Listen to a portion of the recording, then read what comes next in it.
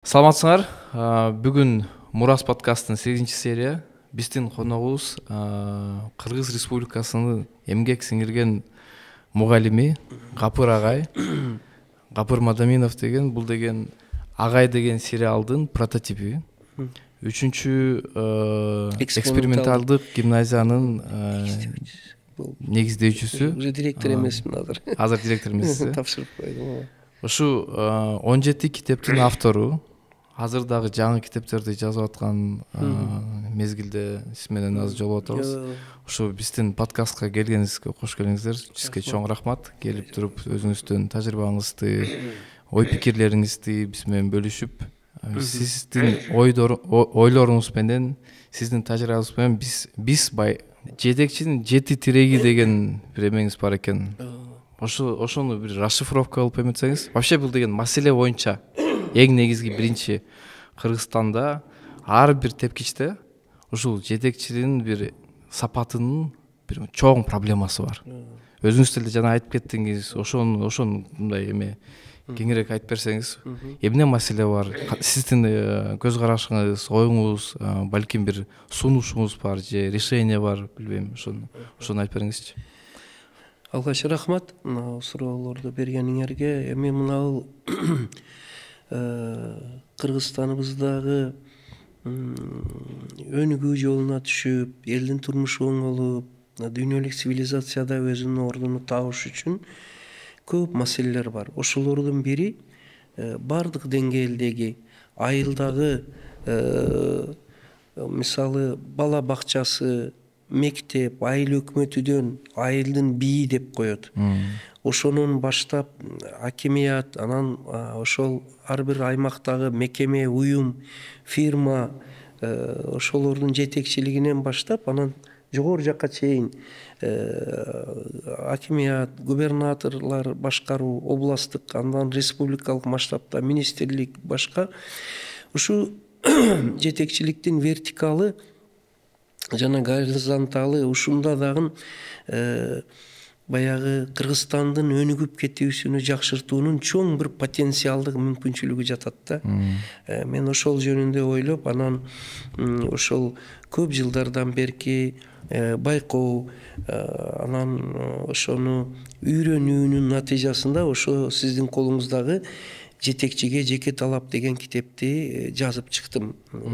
Жазып чыктык. Муну жазыштан илгери мен ошо өзүбүздүн мектеп лабораторияда болочок лидерлер мектеби деген мектепти ачтым эле. Школа будущих лидеров деген бул 90-жылдарда ачылган да.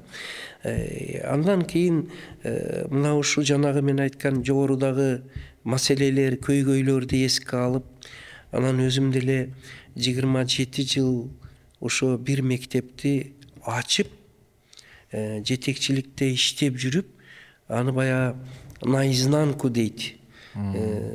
Чакан кичине болсо деле, бирок ошол өзү бир мындай бир аксиома бар да, жетекчиликтин бир айылды жетекчилик кылган менен деле кайсы бир даражада область, анан кийин андан жогорку жетекчиликте дагы албетте масштабтын айырмасы бар, бирок окшоштук жактары деле көп да. Бар жерде, бардык жерде эле адам менен иштеш керек, перспективаны көрө билиш керек, стратегияны көрө билиш керек, эң башкысы уюштура билиш керек.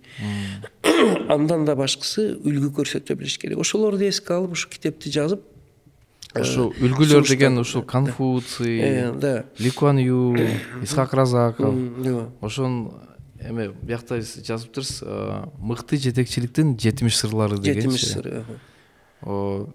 Сизге мындай эсте калган эң мындай практически кандай бир эмелерди, сырларын айтсаңыз болот да. Ушул 70-тин баарын окуайлы. Жок, мүмкүн болсо мен айтсам болобу? Ооба, конечно, айтып бериңиз. Алгач бул китепте ошо азыр эми байкадыңыз, демек бул көп жылдык тажрыйбанын негизинде ошол эле убакта бир жактуу прикладной эле болуп калбасын деп, дүйнөлүк деңгээлдеги жетекчиликтин, улуу жетекчиликтин үлгүсүн көрсөткөн, мисалы үчүн инсандардын мисалы менен Кыргызстандыкыны параллель келтирип туруп, анан берилгенде мындай нерседен баштадым. ар бир жетекчинин 7 тиреги деген. Семафор руководителя деген 7 тиреги. Ал ошол эгер ошол 7 тиректи сактаса, ал жетекчи Кудай кааласа адашпайт. Дегендей. Анан бир өзгөчөлүгү кыска бердим да. Бир абзацтан азыр эми адамдар китеп окушка мындай жумшак айтсак убакыт аз да. Жумшак айтсак убакыт аз, ошол үчүн мен аларды абайлап, убактыны үнөмдөп кыскача жаздым да.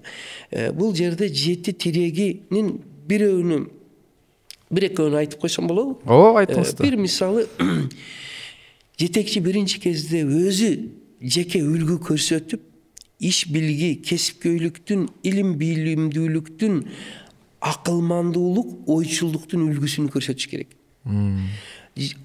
Ошондо гана ал жетекчи болушка моралдык укугу бар.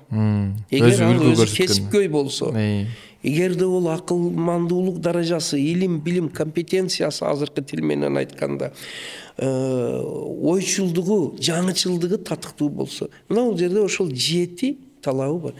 Андан кызыктуусу, ар бир жетекчинин 7 азгырык адашуусу деп бердим. 7 заблуждений руководителя. 7.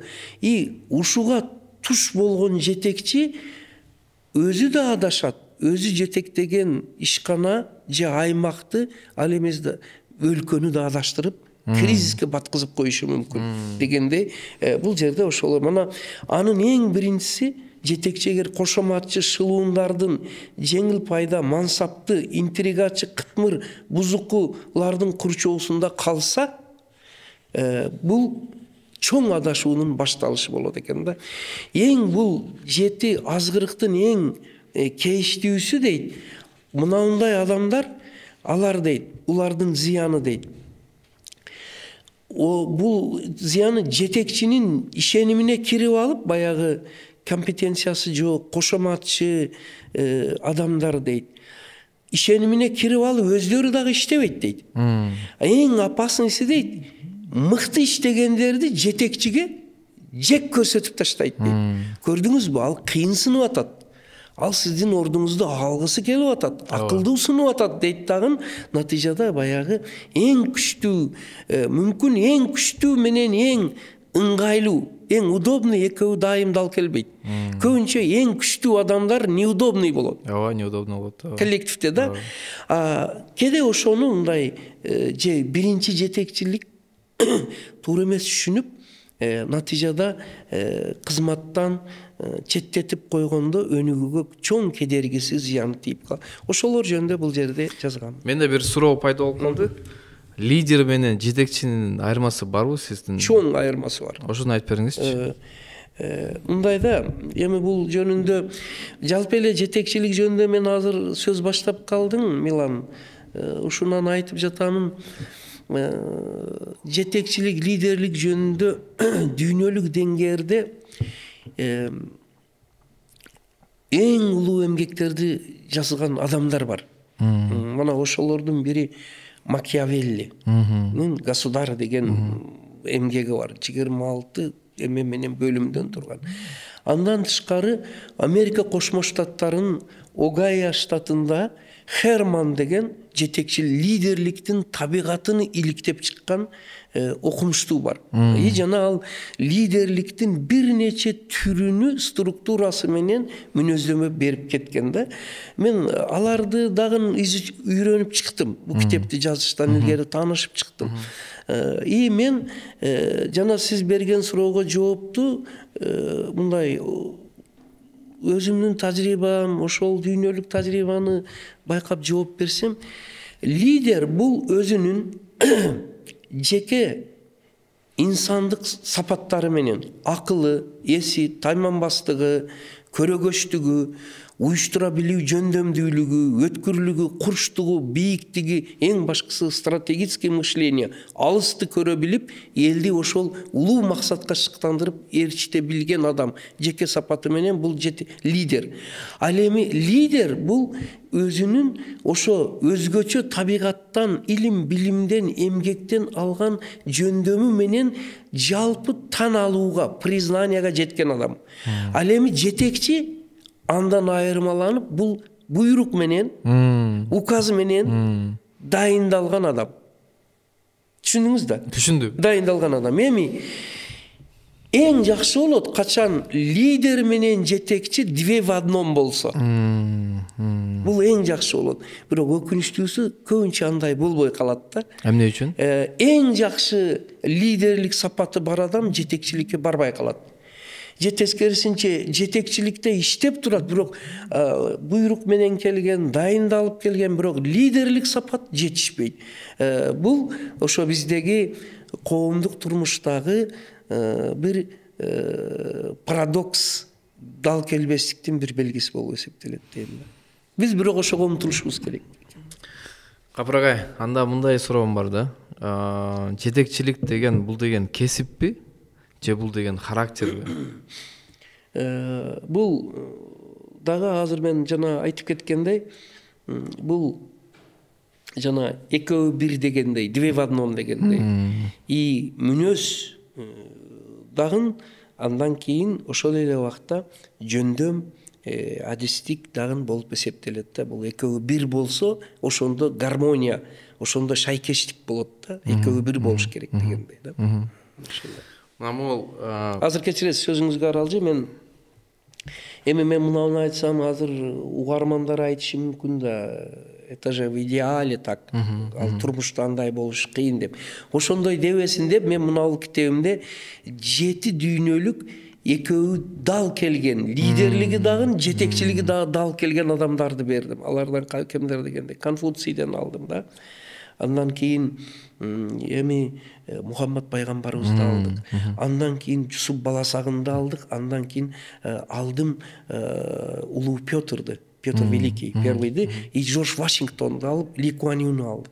Анан жалаң дүйнөлүктөн берилиптир дебесин деп Кыргызстандан алдык. Ал жерде Ысқақ Разақов, Усубалиевтерди атын атап, анан бер жакка алып келсек эгер, мына Каныбек Исаков деген Ошмунун ректору болгон, министр образования болду. Андан кийин Аскар Салимбеков дегендей, и мына Цукербергдин дүйнөлүк эмедеги мына ушу лидерлик сапаттарын алдык. Буну менен мен эмне деп айтмакчымын? Ли Куан Юну айтып кеттим. Демек, жана мен айткан экөөсү бир болгон адам, лидерлиги дагы, анан кызмат, должность, сиз айткан кесиби дагы дал келген адамдар болот экен. Ошого умтулушубуз керек. Мына менде бир ой кетип калды эме депчи. Лидер жетекчиликке келген себеби бир чоң кризисче, конфликт болгондон кийин ошо лидерлер мындай в мирное время деп айтсак, лидерлер бизнесте же башка бир тараптарда иштеп жүрөт да. Анан бир чоң конфликт, кыйынчылык болгондо, ошондо уже выбора нет дегенде лидерлер ошо жетекчиликке келет дегенде бир ой бар да. Туурабы же туура эмеспи? Бул оюңуз мындайда чыныгы лидерди, чыныгы улуу адамды заман, турмуштун татаалдыгы, коомдук саясий жагдай өзү сууруплуп чыгышыга өбөлгө түзөт экен да. Ошолорго мисалды айтсак эгер, мисалы Жорж Вашингтон, аны биз билебиз, анын мына жерде мен кыска ошонун ар бир бая мен атын атаган жетекчилердин 1,5-2 бет лидерлик өзгөчөлүктөрүнү цифровой бергенмин. Иреттештирип да, алгоритм менен. Мына сапаты менен булар лидерликке жетишкен деп. Ошол алып көрсөк эгер, Жорж Вашингтон ол багбан болгон. Багбандыкты сүйгөн адам болгон. Бирок боштондук кыймылы, колониялык турмуштан бошонуп чыгыш күрөшүдө ал ошол тарыхый, саясий кыйынчылык жагдай Вашингтонду улуу лидер болуп жетишиге өбөлгө түзгөн. Анын өмүр баяны үйрөнүп чыксаң, алгач ал бир багбанчылыкка кызыккан, өтө жөнөкөй, пейли бош, кыргыздарда жүнү бош дейт да, мындай бош адам болгон экен да, балпайган, кең пейил, мындай жакшы добрый дейт го, ошондой болгон экен. Бирок кырдаал жагдай аны курчутуп, ал ошондой мамлекеттик империяны түптөй турган даражада болуп, ошо азыркы Америка Кошмо Штаттарыны түптөп туруп, анан 2 жолу президенттикке шайланып, азыркы эме ошонун системасыны түзүп, башкаруу Конгресс, президентский управленияны түзүп туруп, эң кызыктуусу 2 мөөнөткө экинчисиде уже бул айткан экен. Жок, мен шайланбай эле коеюн десе, бирок элдин эмеси менен шайланып, экинчи мөөнөтү бүткөн күнү, бүткөн число күнү бүт кызмат аппаратты элди жыйып туруп, мына силердин ишенимиңерди колдон келишинче актадым, мен эми кызматымды тапшырам деп туруп, ийгиликти каалап барып, айылдагы өзүнүн ошо багбанчылык ишини улантып, өмүрүнүн акырында ошо багыны сугарып жүрүп, жамгырда суук өтүп кетип, ошол суук өткөнүнүн айынан анан ооруп жатып көзү жумулган экен. Ошончо салгылашта, күрөштө, ок атканда эрдик менен улутту алып чыккан адам багбанчылык кылып жүрүп, жамгырдын суу өтүп кеткендиктен, мына бул бир мисал да. Турмуш. Могул кээде бир лидерлер же активисттер бир демилгени көтөрүп, чогулуп, мындай тарапташтарды чогуп, анан кийин бир демилгени ишке ашырып баштаганда бир ай, 2 ай же жарым жыл натыйжа жок болгондо мындай көңүлү калып калат го, депрессия болуп калышат. Анан кийин бир кезде сиз менен сүйлөшкөндө билесизби, эме жөнүндө айткансыз, шам жөнүндө айткансыз. Ошону айтып бериңизчи. Эсиңде бар экен Милан, туура. Азыр өтө туура сурооду бердиң сен. Ошо азыр мындайда демилге менен чыккан адам көп. Демилге менен бир иш баштайт, бизнести ачат, фирманы ачам дейт, же саясий партия түзөт, же болбосо бир жаңылыкты киргизем дейт дагы. Анан бир аздан кийин эле бая сиз айткандай, бая шагы сынып, тоскоолдукка учураганда таштап коет да. Ошого мына жетекчиге жеке талапта мен дүйнөлүк лидерлердин мисалы да берип, анан эгер Руслан Акундун Агай фильмини көргөн болсоңор, аудиториядагы эгер көргөн болсо, ошондо баштаганда өтө түшүнбөстүк, тоскоолдук көп болгон. Ошондо менден көп адамдар айткан да, жана сиз айткан сурооду мага айтып атат. Капыр, 1 ай, 2 ай баштаймын дейсиң, мынау эксперименталдык иштериңди, лабораторияңды. Анан таштайсың. Сендейлер көп эле болгон. Баштайт, анан таштайт. 1-2 айдан кийин эле деп. Эми Кудай деп, анандай туруктуулук менен, ишеним менен, ошо 1-2 тоскоолдуктан сынып кайрып калбастан, эгерде тынымсыз биз багытты, максатты өзгөртүп койбосо болот экен да. Анын үстүнө баягы шамды эске салдыңыз. Мен ошону кээде өзүм сөздөрүмдө айтып жүрөм. Мындай деген сөз бар да, азыр көп адам эле коомго арызданат, турмушка арызданат, саясатка арызданат, жетекчиликке арызданат. Ошондо мен айтып коем да, караңгылыкты тилдегенден көрө бир бурчуна шам жак деген акылмандардын сөзү бар экен да. Бир бурчуна шам жак. Анан алар айтат да, бир бурчуна шам жакканың менен эми ал деле канчалыкка чыдайт дегенде, жок дегенде өзүңдү ошол бурчту, бир бурчуну жарык кылат, бири-бирибизге ошол жарыктын шамы тиет, бири-бирибизди тааныйбыз, көрөбүз, ишенич пайда болот депчи. Ошого мен ошол ишти баштап, анан таштап койгондорго айтат элем, ошо туруктуулукту сактайлы. Надежда умирает последним дегендей, үмүт эгер өчпөсө, Кудай кааласа, акырында албетте бая Исаак Разаковдун баягы акш деген адам акырында жамандык көрбөйт дегендей келет экен да. Акырында Кудай өзү берет экен, эл берет экен. Ушундай. Жакшы. Анда мындай суроо. Сизди ким шыктандырды? Анан кийин турмушта кимди мисалына суктанасыз? Рахмат сизге. Мен мына шыктанып өтө чоң иштерди кылдым деп айта албаймын. Ошо дайым эл алдыда сүйлөгөндө мен айтам, Кудай мактануудан, чиренүүдөн, кыйынсынуудан сактасын бизди деп айтам да. Ошо мен ортодон төмөнкү мугалим, жетекчи болуп иштедим деп айтамын. Андан мага кээде тамашалап айтышат да, Апарагай, азыр сурооңузга жооп берем. Сиз айылда жүрүп бир мектеп ачтыңыз, мектебиңиз Кыргызстан боюнча ошол 2020-жылдары орточо балл ОРТ 173 болуп, Кыргызстандагы эң элитный мектептерден дагы кем эмес болуп кетти. Сиз границада турган адам, 85 окуучуңуздар медакадемияга, бюджетке өттү. 75 бала Америка, Германия, Японияда окуп жатат. Республикалык олимпиададан жыл сайын биринчи, экинчи, үчүнчү орунду алып атат. Анан сиз ортодон төмөнкү мугалиммин деп айтасыз деп айтышат да.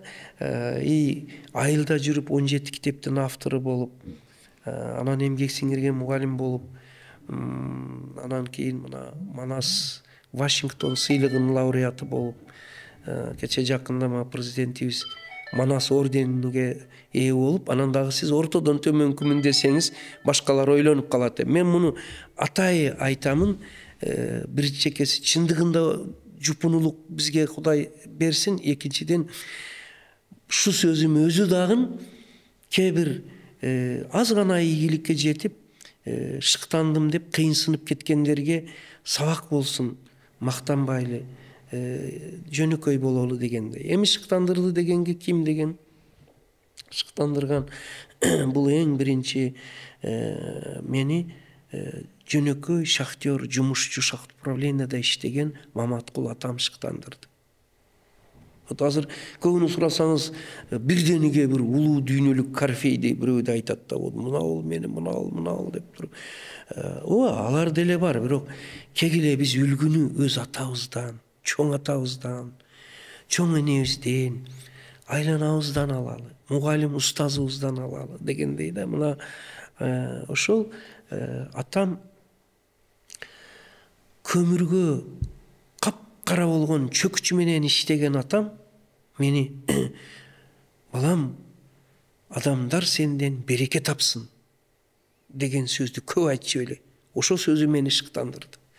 Өзүнүн кайсы гана ишти, көмүр казабы, эгин эгебизби, мал багабызбы, кашек жаса, үй тиричилигин кылабызбы, бардык ишти баягы сулуулук эрежеси менен, айтат, по законам красоты жасагандык. Ал эмес, жумуш кийимдерини дагы таптаза кийип, керзовый өтүк, колунда перчатка, чөкүчтү кармап турат, күрөк, чөкүчү таптаза, кайралган, курчтулган. Ошо ишке болгон мамилеси менен мени шыктандырды деп ойлойм. Андан кийин мугалимдерим Любовь Андреевна, Наталья Денисовна, Шамкер Салиев, Шадиев Тажибай деген ага эжекейлерим калганыга шыктандырышты деп ойлойм. Кыскача ушул. Түшүнүктүү. Эме жана биз деген баштаганда мен деген бир эки сөздү айтып кетишим керек. Ошону айта алайын. Туура эле кетип атабызбы? Сонун кетип атабыз. Суроого жооп вообще сонун. Мени мындай түзөтүп тура бергиле. Мен баягы двоечник окуучудай ката кетип калбайын, Я же говорю, я учитель ниже среднего уровня. Вот так надо говорить, почаще. Муакта менде бир эме бар да, мындай маселеви же проблемабы. Биз деген ушундай скромность эметкендейчи көрсөткөндө, но не умеем благодарить. Кого? Не умеем ценить тех людей, которые, например... Скромные. Не только скромные. Вообще, бирөө кыйын болсо кыйын деп айтыш керекпиз. Керек. Например, керек. Ошону айтып атам да. Аны бирөө айтыш керек. Ошо мен айтпаш керек. Мен айтышым керек. Мен айтышым Кудай керек. берсин. Жок, эме сиз деген жазаган нерсе, сиздин вот ушул биздин келечекке эмгегиңиз өтө маанилүү. Мен аябай эме мындай сизге кичинекей бир белек мындай кандай десемчи, келечекте сизге бир көп нерсе бермекпиз. Азырынча мүмкүнчүлүгүм бар кезинде мен сизге мындай кичинекей белек кылып берейин. Агай, сизге ыраазычылык, тынчаманчылык.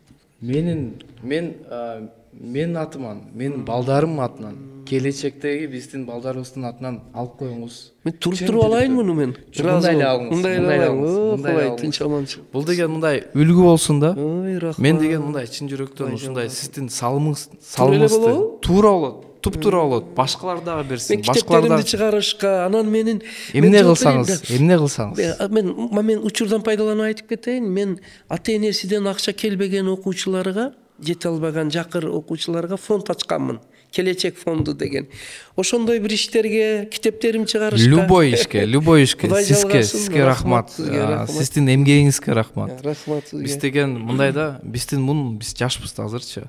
Биз деген ушул реформаларды азыр пландап атабыз. А сиз деген 96-жылдан бери ушуну жазап, ушуну өзүңүз балким бирөө баалаган жок.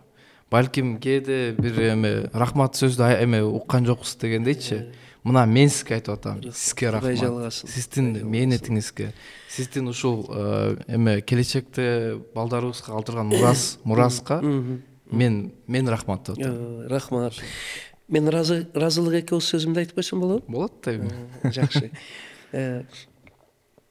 Мына мага өзү мына чакырып ушул подкаст, ушул интервью алганыңар өзү деле внимание деп көңүл бөлүү. Ушуга деле рахмат.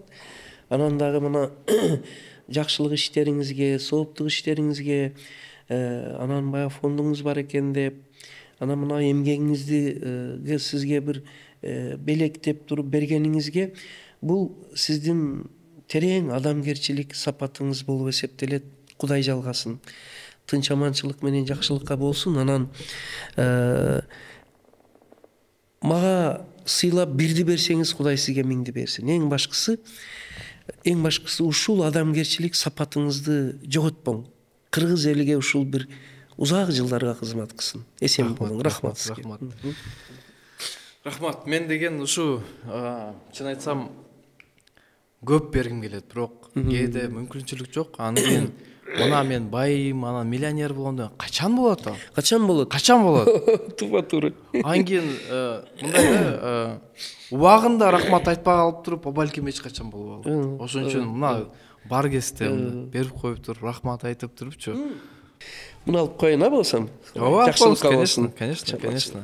Чын жүрөктөн да мындай мен өзүмдүн ушундай кыялым болчу да, мен байыгандачы ушундай Кыргызстанга мындай өнүгүүгө салым кошкон ушу сөзүңдү жазсын. Жазылып атат.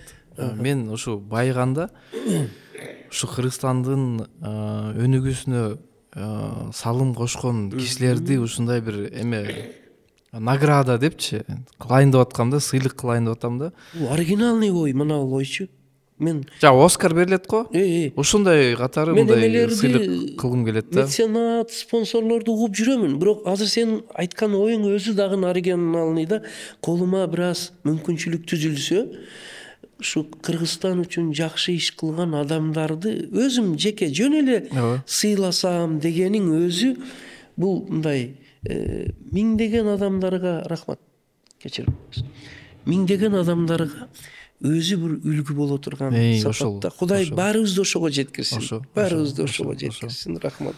Ошон үчүн бир ишкерлер же бизнесмендер болсо, Гапыр агайга же Гапыр агайдай башка кишилерге дагы жардам берип, спонсорлук кылган тартынбагыла, эч качан тартынбагыла. Бул деген неме да, ушу Гапыр агайдай кишилер биздин келечек үчүн жазып атат. Ушу эмгегичи, мээнети. Анан кийин биз деген келечекте рахмат айтабыз, балким убакыт жетпей калат. Ошондой да бар да. Ошон үчүн өз убакытта рахмат айтыш керек, өз убакытта ушинтип колдонуш керек да. Ушинтип сизге чоң рахмат. Рахмат. Мен азыр ушунуңарды улап айтып коеюн. Сиз туура айттыңыз. Биз кээде жакшы ишти жакшы деп айтышка дагы маани бербейбиз бир. экинчиси кээде ошого бир аз тарлыкта кылып коебуз. Эки, үчүнчүсү айтып эле койбостон материалдык, моралдык жактан дагы мындай шыктандырып колдоп коюшка кээде мындай ошого жетине албайбыз да. Бирок меценат дейт, Кудайга шүгүр, мына азыр сизден мен ошону көрдүм. Ошондой адамдар бар экен. Азыр сиздин мына ушул учурда ушуну айтып, бир аз мага бир каражатты жакшылыкка деп тапшырганыңыз өзү бул көптөгөн дагы ушундай адамдарды ойготсо. Мына мисалы үчүн таланттуу композитор боло тургандар бар, акын боло турган, жазуучу, илим жазгандар бар, чоң иштерди жасайын деген адамдар бар. Каражат жоктуктан жарыкка чыгара албай жүрөт. Кээ бир учурларда кээ бирөөлөр табы качып ооруп калып, дарыланайын десе кыйналып калат. Кээ бирөөлөр бир ишти баштайын десе, ал эми сиздики мына ушулардан дагы бир башкачасы бир аз иш жасап Кыргызстанга пайда алып келген адамдарды колдойлу дегениңиз мына ушул өзү дагы бир жакшы. Кудай сизди колдосун, бар болуңуз. Рахмат. Жана эми Алмаз Бейшеналиев которгон китеп боюнча бир айтып бериңизчи. Жоготулган агартуу, потерянное образование. Бул китепти мен мындан 3-4 жыл илгери бир алыскы бир китепканада кокус эле көрүп калдым. Потерянное образование деген. Бул орто кылымдардагы 9-11, 12 кылымдарда, 14 кылымдардагы Борбор Азиядагы улуу ачылыштарды жасаган адамдар, алардын турмушу ошол ачылыштарга кандай жеткендиги. Алардын арасында кимдер бар? Ал Фараби бар, андан кийин Ал Хорезми бар, Авиценна бар, Ал Беруни бар. И ушундай улуу аалымдарды бүт жыйнагын, ошонун тарыхый өбөлгөсү, социалдык, маданий өбөлгөсү, кантип аларда ушундай жаңылыктар, илимий ачылыштар жаралганын иликтеп жазган адам Франц Стар деген америкалык окумуштуу Борбор Азияга келүү иликтеп жүрүп жазган экен. Ал адамдын өзүнү дагы анан мен ким экен деп иликтеп көрсөм эгер, ал адам бир нече Америка президентиге кеңешчи, советник болгон адам экен. Эми элестетсеңиз, ошондой адам Борбор Азиядагы улуу инсандар жөнүндө жазган экен да. Англис тилиде бул дүйнөлүк тилдерге которулуп чыккан экен. Эң кызыктуусу, ошонун докторанты болгон адам, кыргыз жигит Алмаз Бейшеналиев.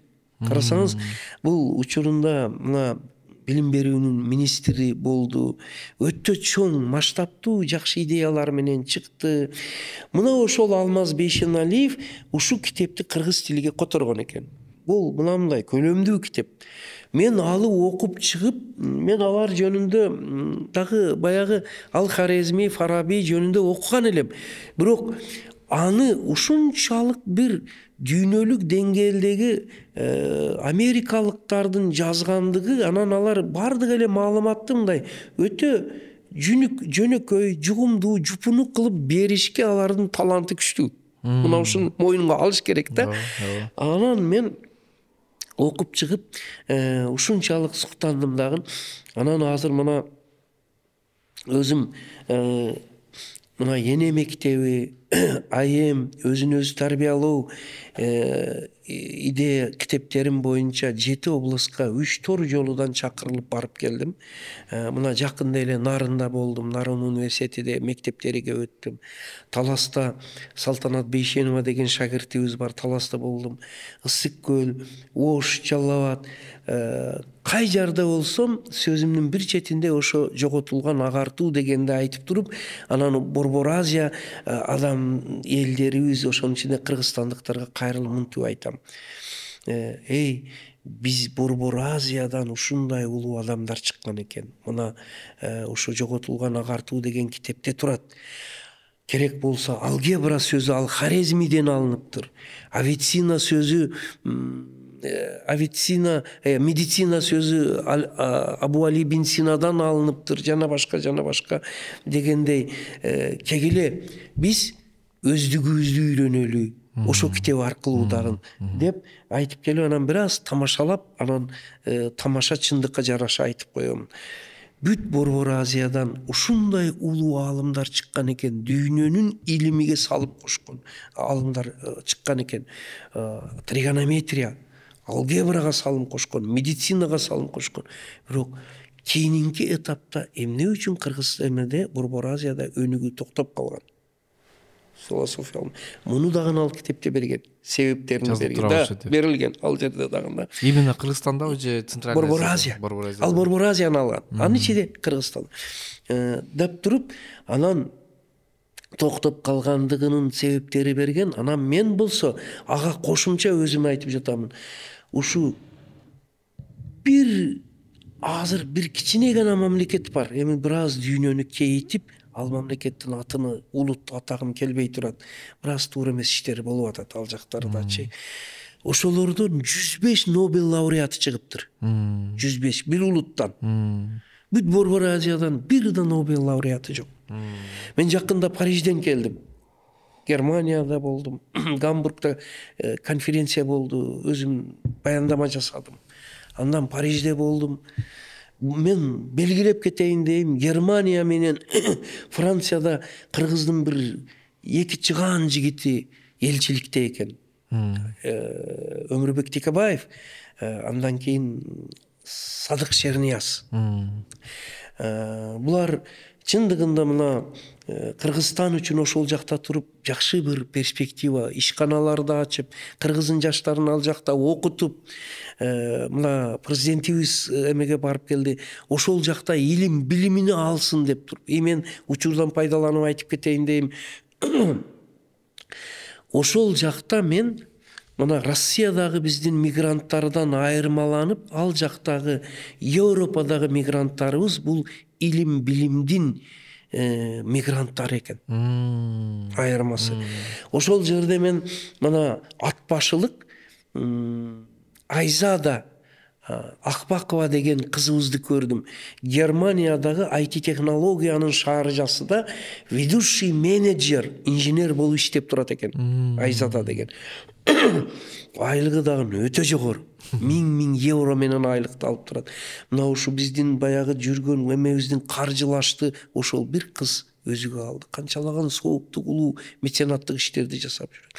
Ал жерде Даниэль деген балабызды көрдүм. Мюнхенде иштеп турат экен, немистердин. Ал жерде Гамбургда иштеп жаткан Нурали деген биздин мектепти бүтүргөн окуучумду көрдүм. Алар келип сыйлашты ошо конференцияда, угуп келип. Бул сыймык эмеспи? Медицина тармагында иштеген Буркия деген кыздарыбызды көрдүм. Жана бул көптөгөн Калкул деген кыргыз жигитибиз ал жерде өтө чоң эмелерде неместер менен тең ата иштеп атат. А Францияда болсо Нобел сыйлыгынын лауреаты болгон адамдын докторанты болгон Алмаз деген жигитибиз мына бул атомдук оптика боюнча докторлукту коргоп Францияда иштеп атат. Жана башка ушундайлар көптөгөн. Мен ошолорду көрүп келип айтмакчымын.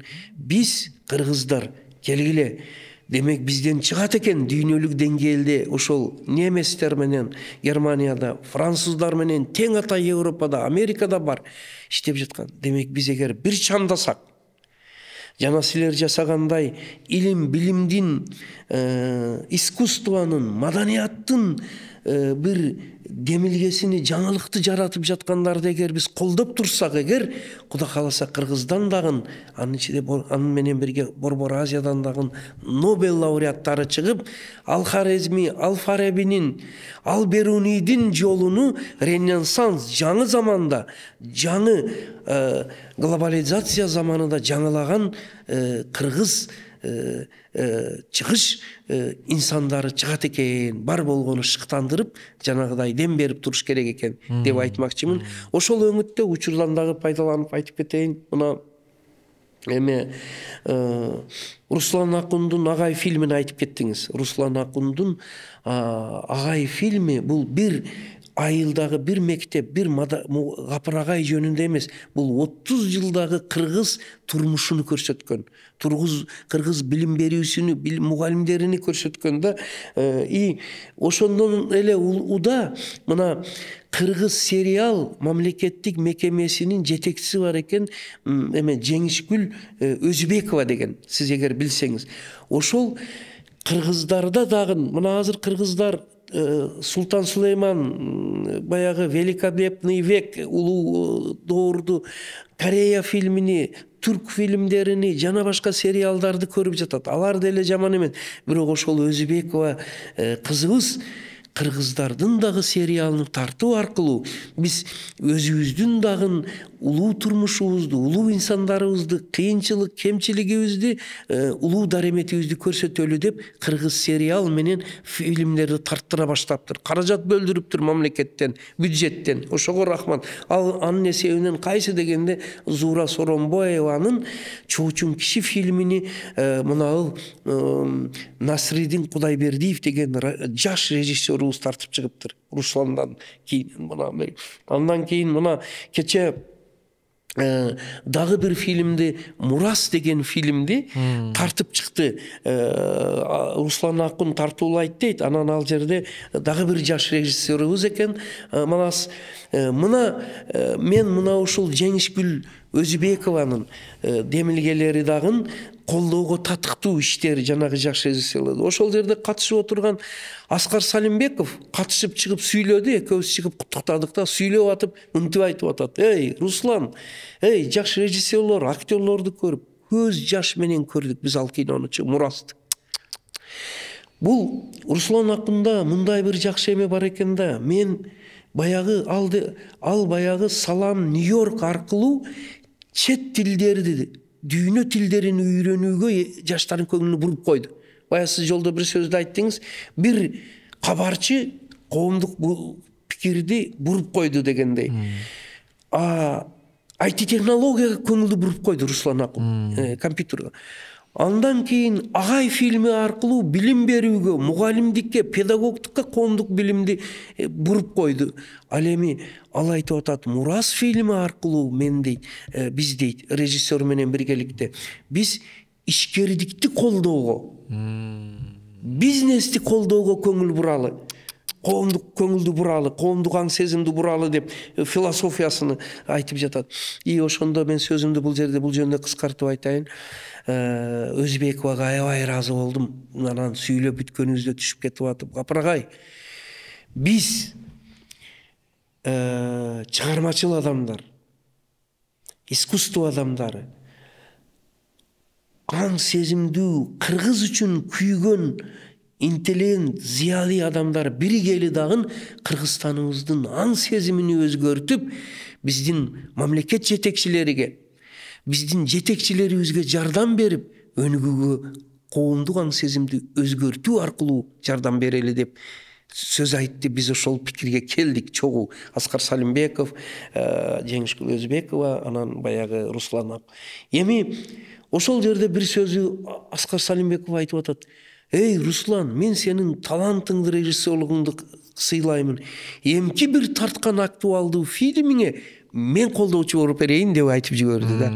Мына ушуларды мен айтмакчымын. Жана биз демилгеге дем керек дегендей, жакшы ишти баштаган, жасаган адамдарды эгер колдоп койсок, эң сонун иш болот экен деп ойлойм. Жанагы Чоочун кишини эгер окугандар болсо, бул 70-80 жылдардагы окуялар деп ойлошу мүмкүн. Баягы режиссердун, ал жердеги актерлордун чеберчилиги, Асылбек Өзбековтар катышыптыр ал жерде, чеберчилиги ошол мезгилди азыркы бүгүнгү күнгө адаптировать этип туруп, ошо бүгүнгү күндүн турмушу менен, IT технология менен, санарип менен, бүгүнгү турмуш менен айкалыштырып туруп бергендигинде да. Эгер мүмкүн болсо сиз ал фильмди да көрсөңүз өтө сонун болот. И мен мына көрөрмандарга ошо Агай фильми эми ал биз жөнүндө болгон үчүн аны аз айтам, башкалар айтсын. Бирок ошол Чоочун киши, Салам Нью-Йорк, Салам Европа жана Мурас фильмдерини көрсөк, бул жалпы Кыргызстандын азыркы элинин жаштардын аң сезимини кайсы өңүткө буруш керек экендигини айтып атпайбы? Мурас аркылуу мен бизнести, кыргыз ишкерлигини колдоого чакырмакчымын деген. Шуну мен көрүүгө чакырып кетмекчимин, ошону жараткандарга ыраазычылыгымды айтып коймокчумун. Туура. Эми Гапар агай, мындай суроом бар да. Ушул сиз айткан мисалдардын баарын чогултуп турупчу, ушунун баарын биздин элдин потенциалы кандай? Анан келечекте бир 50 жылдан кийин биздин өлкө кандай болот деп ойлойсуз? Жакшы, Кудай кааласа, мына оптимисттик, анан ошол эле убакта үмүт менен бир суроо бердиңиз. Келечекте элибиздин келечеги кандай болот? Кудай кааласа, эң биринчи Милан, мен баардыгыбыз Кудайды ийик, дүйнөгө тынчтык тилейик. Ошо согуш болуп жаткан Россия, Украинада тынчтык орносун. Израиль, Палестинада ок атуу токтоп тынчтык болсун. Мына азыр мамлекет башчыларыбыз аракет кылып жаткан чек ара маселелерибиз, тажик, кыргыз, өзбек, казак чек араларыбыз тынч жол менен чечилсин деп тынчтык болсо, Кудай кааласа, дүйнөдө анан апаттардан, кырсык шикастан Кудай сактасын, оорулардан сактасын. Тынчтык болсо биринчи. Экинчиси, дүйнө элдеринин, анын ичинде биздин элдин пейили, ток пейилдик, бири-биринин жакшылыгын көрүш, шүгүр кылыш, жаратмандык, иштермандык, өз ара ичиде бири-биридеги жакшылыкты көрө билишке өзгөрсөк, анан мына ушул бир багыттын, бир башчылыктын айланасында кемчилигибизди позитивдүү сындап, жөн эле анан жакшы жакка баары бүт элибиздин башы бир багытта бириксек, Кудай кааласа, сиз айткан 50 жылда Кыргызстанда чоң өзгөрүүлөр болушка бизде жакшы бир өбөлгө, жакшы бир эме бар деп ойлоймун. Мүмкүнчүлүк бар деп ойлоймун. Бар болгону ал үчүн азыр жана мен айткан внешний дейт, сырткы глобалдык тынчтык, аманчылык, анан экинчиси кээ бир жактарга маани бериш керек. Ал кайсы дегенде,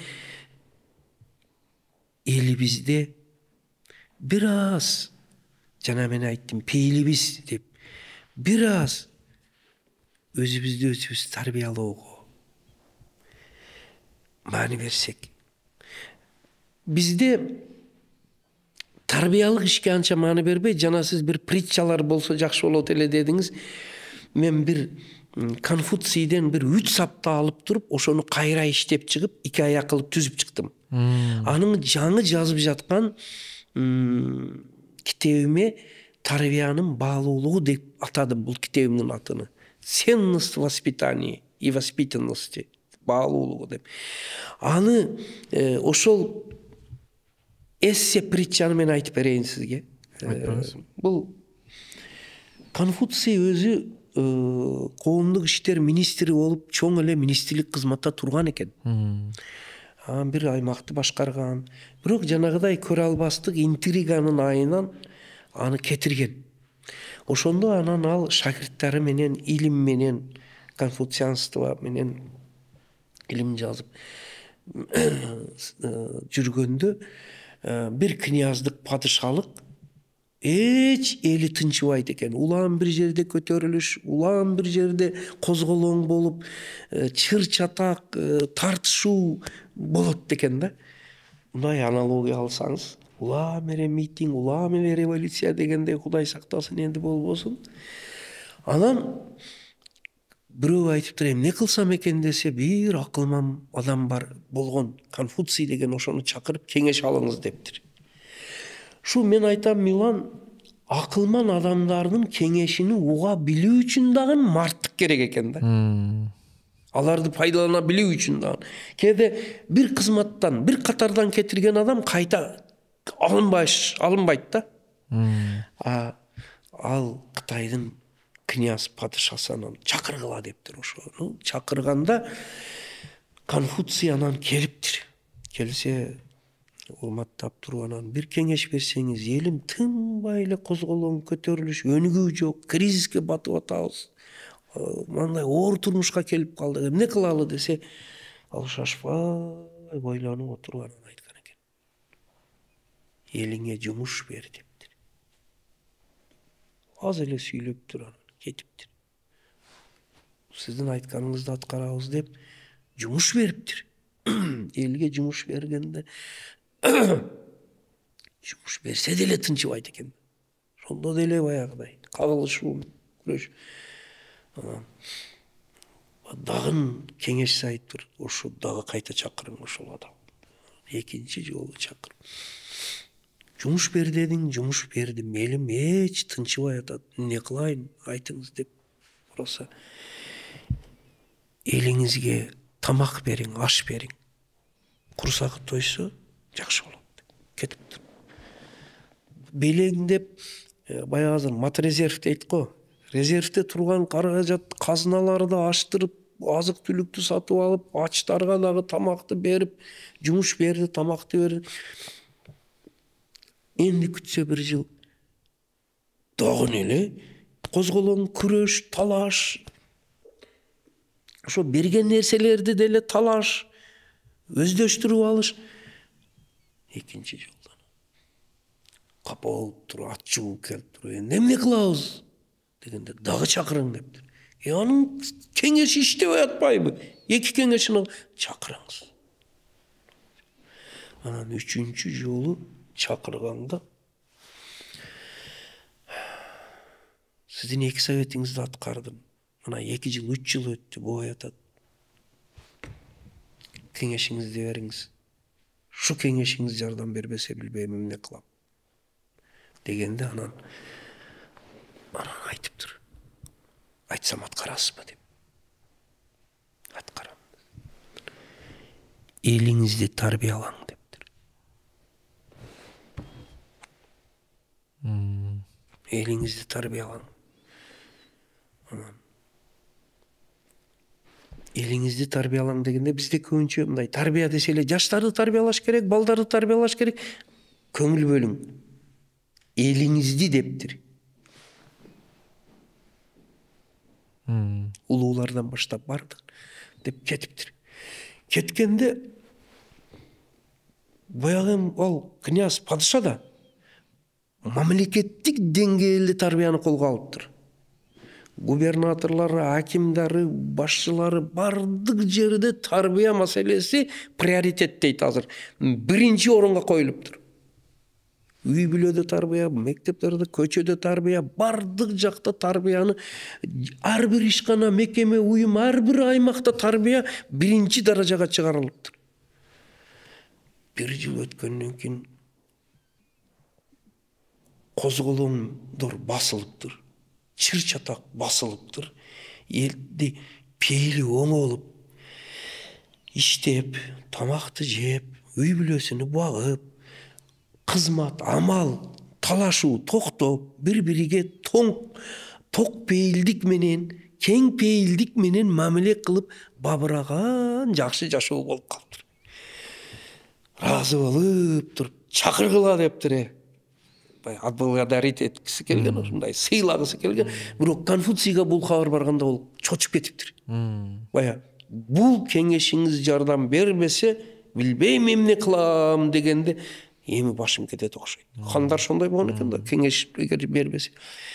Кабатыр болуп келсе, хан сарайдын эшигиге келгенде башым кетиши мүмкүн деп шакирттери менен коштошуп кириш алдынан.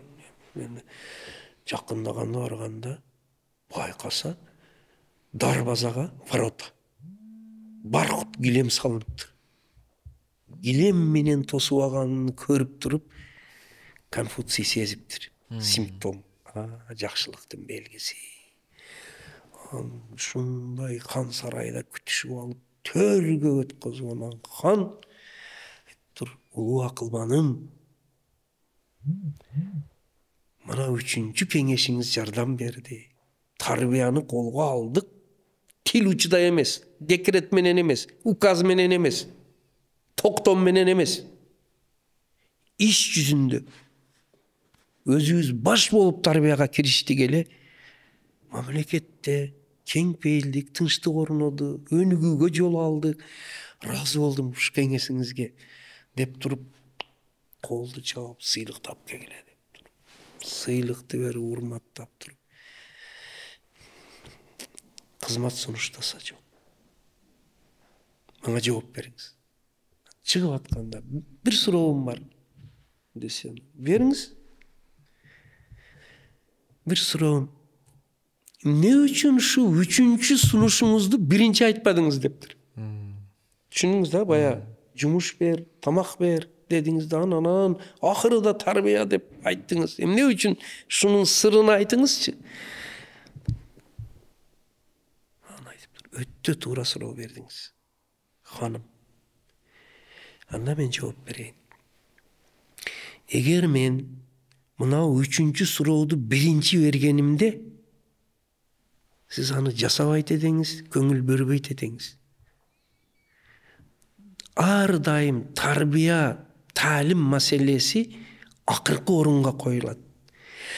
Ошол тарбиянан баштаң дегенимде сиз көңүл бөлбөйт эдеңиз. Качан мен биринчи, экинчи сунушту бердим, сиз аткардыңыз, барып башыңыздар тийди. Натыйжа бербей кризиске баткандан кийин, анан кийин мен айттым, зарылчылык пайда болуп, анан сиз тарбияга маани бердиңиз. Ошого мен муну 3-чү кылып айттым эле дегенде дагы бир жолу акылмандыгыга ыраазы болуп, дагы бир сыйлык алдырып берди. Мындан эмне кортунду чыгарыш керек? Умозаключение. Эмне дегенде биринчи кортунду ар кандай деңгээлдеги жетекчи, бая мен баштап кеттим. Айылдагы бакчанын директорудан, мектептен, айыл өкмөтүдөн баштап, акимият ишкана, мекеме, уюмдан баштап министр биринчиси өз аймагыдагы, өз кол астыдагы, өз жетекчилигиндеги акылман адамдын акылыны тартынбастан, уялбастан, жекирбестен анын акылыны уга билүү сабагы. Биринчиси. Экинчиси, тарбияны ар дайым приоритетке биринчи даражага коюш сабагы. Мына ошол шуну азыр тарбиянын баалуулугу деген китебимде берип жатамын. Анын башаты башталышы мына бул ошо 3 жаштан 99 жашка чейин өзүнү өзү тарбиялаш. Анын ичинде мындай мен өзгөчө маани берип айтып кетмекчимин. Тилди тарбиялаш, көздү тарбиялаш, ойду тарбиялаш, көңүлдү тарбиялаш, пейилди тарбиялаш, напсини тарбиялаш, мүнөздү тарбиялаш. Мына ушуну янан ар бир жаштын өзүнүн тарбиялай турган бөлүктөрүнү бул жерге берип койдум да. Мына мисалы үчүн 50-60 жашка барганда эмнеге тарбиялайт? Бар айтат, уже билип калды деп. Анда эмнеге тарбиялаш керек дегенде, чоң ата чоң ана болушка тарбиялаш, кайны кайната болушка тарбиялаш. 70-80 жашка барганда эмнеликке өзүнү тарбиялаш керек? Эл аксакалы болушка тарбиялаш. Элдин курманжандаткасыдай же бакаятасыдай болуп, элге калыс, туура кеңеш беришке өзүнү өзү тарбиялаш. Салабаттуу баскан турганы менен жаштарга үлгү болушка өзүнү өзү тарбиялаш. 99 жашта эмнеге тарбиялаш дегенде, биз жашыбызды жашадык, ашыбызды ашадык. Эми миң тынч аманчылыкта, ынтымакта, акыл эс менен, иман, инсап менен өнүп өсүп жүргүлө деп урпактарга дуа берип, кийинки сапарга аттанышка өзүнү өзү тарбиялаш. Жакшы, сол. Апрага бир суроом бар. Мына бир кээ бир кишилердин мындай азыр көңүлү калып калды, мындай Кыргызстан өнүгөт же өнүкпөйтүн билесиз эми. Анан кийин ошолорго бир үмүт катары бир сөз айтсаңыз, бизде өнүгүү болобу, болбойбу деп туруп өзүңүздүн опытыңызды колдонуп туруп, билимиңизди колдонуп туруп бир үмүт сөздөрдү айтып койсоңуз. Сизге рахмат. мына сурооңуз үчүн дагы чын эле ушул суроо менимче өтө зарыл ушул ой. Эми бирок мен өзүмдүн тажрыйбам, акылмандыгым менен деп айтсам болбойт. Өзүмдүн акылымдын жетишинче айтайын деймин. Биринчи кезекте биз азыр мынандай заман кетип жатат да, Милан. Глобализация, вестернизация, андан кийин дагы базар экономикасынын катаал заманы, IT-технология, цифровизация, искусственный интеллект дегендей кетип атат. Булардын өтө чоң плюс жактары бар, бирок ойлоно турган жактары дагы бар. Мына азыр жасалма интеллект бул жакшы деп жаткандар дагы бар, бирок кооптонуулар дагы бар да. Ошого мен бир жыйында айттым эле, бир сөзүмдө, ошону мына сиздин азыр сурооңузга жооп берейин. Биз оптимистик, жакшы үмүт менен жашаш үчүн бир-эки шарты бар. Үмүттү үзбеш керек. Кудай калса Кыргызстаныбыз жакшы өнүгүү жолуга түшөт. Мүмкүн азыркы кээ бир иштер кайсылар дегенде мектептердин курулуп атканы, бакчалардын курулуп жатканы, анан мындай жанагыдай таланттуу режиссерлорубузду, акын жана илим адамдарыны колдой баштагандарыбыз, булар ошонун башталышы. Бар болгону мен айтат элем, ааламдашууга биз адамдашуу менен жооп берели.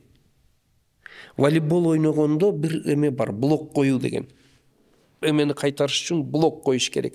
Мен ошо ааламдашуунун, искусственный интеллекттин кең масштабтагы дареметиге анын жакшы жагын алып туруп, бир адамдашуу менен, кыргыздын дареметини күчөйтүрүү менен, анан акыл дареметти күчөйтүрүү менен жооп берели демекчимин. Биз кыргызыбыздын тарбиясыны күчөйтүрсөк, анын аң сезим, акыл жөндөмүнү күчөйтүрсөк, мына ошондо биз искусственный интеллекттин заложниги болуп калбастан, жасалма интеллекти акыл менен башкарып, адамзат прогрессиге, цивилизациянын сакталып жашап калуусуга салым кошуп турган акылман адамдарды, акыл маданиятын өстүрүп алсак эгер, ошондо анан жакшы үмүт пайда болот. Бул экөөнү ишке ашырыш үчүн бизде мына бул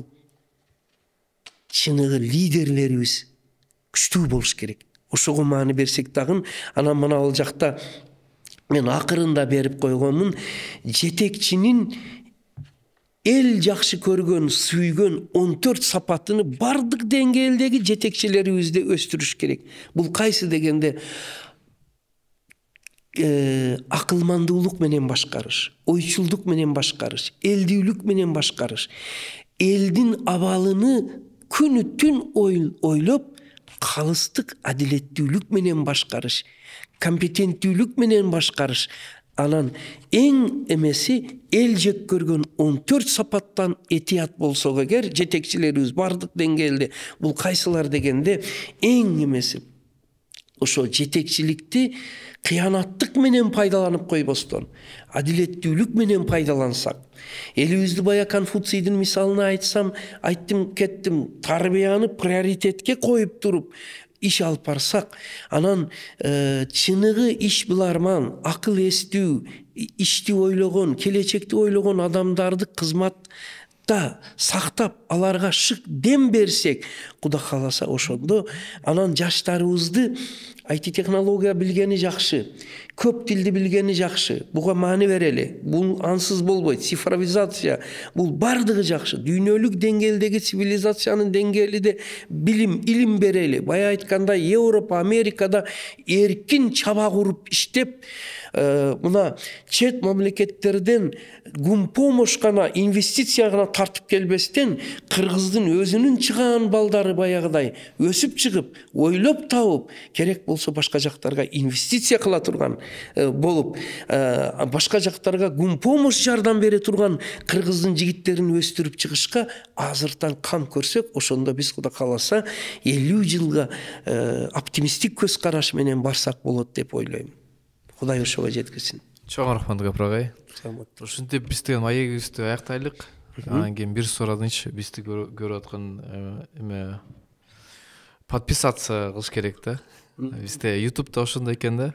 Ошентип көрүп аткандан анан кийин подписаться басканда ошондо YouTube башка кишилерге ушул эме роликти сунуштайт экен. Ошон үчүн бир эме сөз айтып койсоңуз, биздин маегибиз кызык болсо ушул каналга жазылыңыздар. Сураныч ошондой. Сизге чоң рахмат ушул маегиңизге. Мен ошо аудитория көрөрмандарга, угармандарга мен сизди түшүндүм окшойт. Ошо бир эки ооз оюмду айтып коюп жыйынтыктайлы. Биринчи Кудайдан баардыгыбыз тынч аманчылык тилеп, анан шүгүр кылып, тооба кылып, мына жупунулук менен, жаратмандык эмгек менен, илим, билим, тарбия менен иштейли деп чакырамын дагы. Анан кийин урматтуулар, азыр мына интернет, YouTube'да бирөөдүн бир ири жагын айтса, бир саатта 1000 адам көрөрман болуп кетет.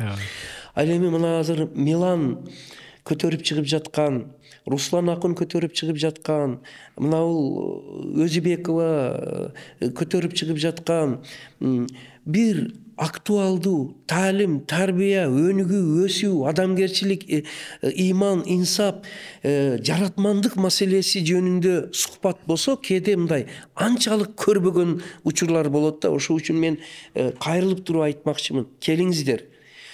Билим, маданият, таалим, тарбия, жаратмандык, адамгерчилик жөнүндөгү мынандай бир берүүлөрдү өзүбүз гана көрүп калбастан үй бүлөбүз менен көрөлү. Талкуу кылалы. Анан баардык өзүбүздүн азыр ар бир кыргызстандыктын кеминде 10-15 группасы бар. Ошолорго бөлүшөлү. Дагы ошо бир жакшылыкты жайылтуучулар бололу. Ал эми кемчиликтерди, бая кемчиликти айтпай жой, жакшылыкты айтып жайылтыр дегендердин катарында бололу деп мен кайрылып кетмекчимин. Чоң рахмат. Рахмат, саламатта болуң. Силерге да рахмат, баарыңарга. Чоң рахмат. Бар бол.